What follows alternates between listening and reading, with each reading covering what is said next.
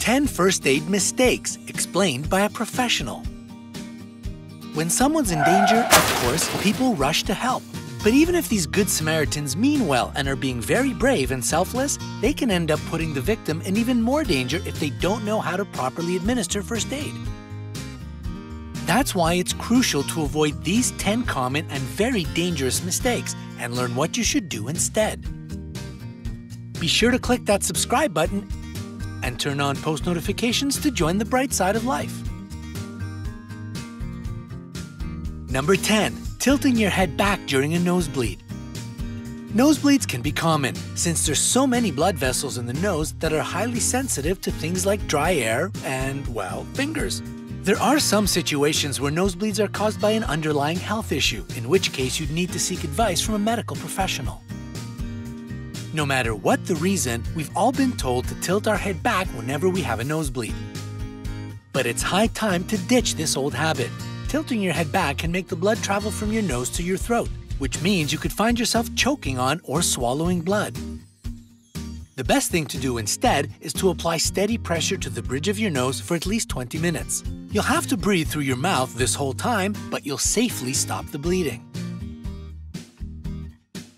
Number 9. Forcing a fainted person to sit up. When someone faints, our immediate course of action is to try to sit them up, especially when shaking them doesn't seem to be helping. Instead of all that, always start by checking their breathing and pulse. If that's all good, leave them on the ground, but raise their legs about 12 inches off the floor. Loosen any restrictive clothing as well. Once they regain consciousness, don't rush to help them back up, as this can just cause them to faint again. Number 8. Putting heat on a sprain or fracture. Ice should be used for acute situations, like suddenly spraining your ankle. Heat is for chronic conditions, like back pain. Heat on a sprain or fracture only increases blood flow and leads to more swelling. The way to go for these types of injuries is always to ice it at first. The ice will help reduce any swelling, bruising, and muscle spasms. Never place an ice pack directly on your skin, and be sure to leave it on for at least 20 minutes. Number 7. Trying to remove debris from your body. If you step on some glass, for example, your gut reaction will be to pull those shards out of your skin yourself. But if the tool you use isn't sterile, or if you underestimate how deep the wound is, you risk getting an infection and doing further damage. So make sure you're using a clean, sterile tool, or leave it in the hands of professionals. When it comes to debris in your eye, it's best to close your eye, put a piece of gauze over it, and head to the hospital. Number 6. Treating a burn too quickly. The first step to treating a burn is to run it under cool water, but a common mistake is to just do it for a few seconds or a couple of minutes tops. If the water is to actually help the skin, you need to hold the burn under it for at least 20 minutes. The heat from the burn can go deep across several layers of skin, so even if your skin is cool on the surface, the heat can still be trapped underneath, which is why you need to expose it to cool water for such a long time. Number 5. Going straight into the Heimlich maneuver for choking victims. The Red Cross has updated their guidelines on how to give first aid to choking victims, so instead of going straight for the Heimlich maneuver, here's what you're supposed to do instead. Stand behind the victim, lean them forward, and give their back 5 quick blows with the heel of your hand. Only if that doesn't work at first can you follow it up with the Heimlich maneuver. Administer 5 quick abdominal thrusts and keep doing it until the airway is unobstructed. Number 4. Putting something in a seizing person's mouth. In a panic-induced state at seeing someone having a seizure, a lot of people immediately try to block the person's mouth for fear of the victim biting their own tongue. This is actually dangerous for the victim and for the person trying to help. Another mistake is trying to restrain the person's movements.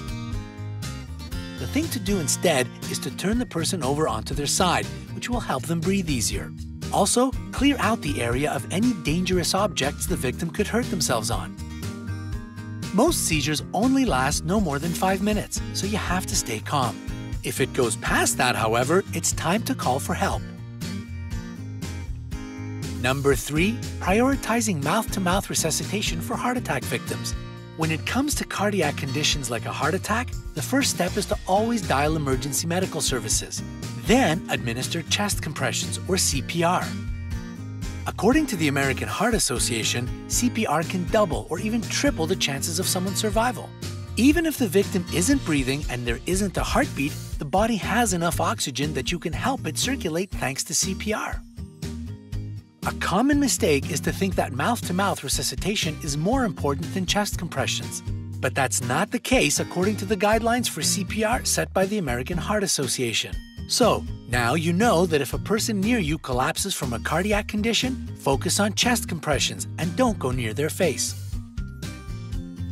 Number 2, not knowing what you're doing.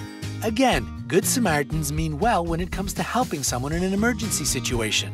But if you don't know how to, for instance, administer CPR or the Heimlich maneuver correctly, you can end up doing more harm than good. For example, someone might try to give CPR and forget that you have to tilt the victim's head back to keep the airway open. That can be a very dangerous blunder. That's why the first line of action in all serious first aid situations is to call for help and let a professional guide you through what you need to do. Number 1. Using a tourniquet for a bleeding wound. Yes, tourniquets can stop a person from bleeding, but it's not a fix-all solution for any type of wound. If someone has a deep wound in their arm or leg, applying a tourniquet can stop the blood flow to the entire limb, which can actually starve the tissues of oxygen and possibly lead to amputation. Using a tourniquet should never be the first choice. You know by now that your first course of action should be to call for an ambulance. While they're on their way, apply downward pressure with your hands onto a major wound that's bleeding out. If you have sterile gauze, then use it so that you don't transfer bacteria from your hands to the wound. This method can even stop bleeding from a large vein or artery. Once the bleeding has stopped, wrap the wound securely with gauze. Only use a tourniquet if, after all this, there's still uncontrolled bleeding. But by this time, the paramedics should be close. Have you ever had to administer first aid to someone? Let us know in the comments below. Don't forget to give this video a like, share it with your friends, and click subscribe to stay on the bright side.